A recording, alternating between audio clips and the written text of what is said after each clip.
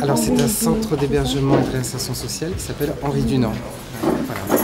Donc c'est un établissement avec une capacité résidentielle de 28 places, hommes et femmes, qui se répartissent dans les chambres qui sont au-dessus de nous.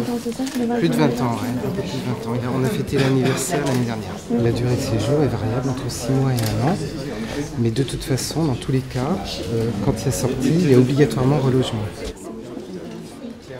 On accueille des gens qui sont assez démunis. Et les premiers axes de travail vont être déjà de les réhabituer, ne serait-ce qu'à des choses toutes simples, ça veut dire se lever le matin.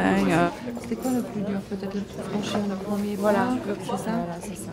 Et puis après, c'est la réinsertion administrative bien souvent, parce qu'ils n'ont plus de documents, donc pas de carte d'identité. Donc c'est refaire tous les papiers. La santé, ne serait-ce qu'une visite médicale, on se rend compte qu'il y a plein de carences, ne serait-ce qu'alimentaires. On a des gens qui vont de 18 à 70 ans, hommes et femmes, de toute nationalité. Avant, on avait des gens qui avaient une seule problématique, et puis au fur et à mesure du temps, on s'est rendu compte qu'il y en a des couches qui se sont rajoutées, notamment les troubles psychologiques. On s'est rendu compte qu'aller voir un psychiatre, un psychologue permettait de mieux réajuster la prise en charge, de les aider au mieux de notre possible pour arriver à sortir de l'établissement dans de bonnes conditions. On leur fait un contrat d'admission, ça peut être 3 mois, 6 mois, qui est revu systématiquement. Trouver du travail, trouver un logement, ça ne se trouve pas facilement.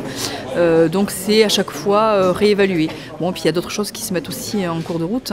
Ça peut être la perte de quelqu'un, une maladie, des difficultés pour obtenir ses papiers. Donc voilà, donc c'est revu à chaque fois. C'est pas obligatoirement, comme on pourrait penser, un emploi, un logement. Ça peut être une prestation autre comme le RSA, des allocations familiales.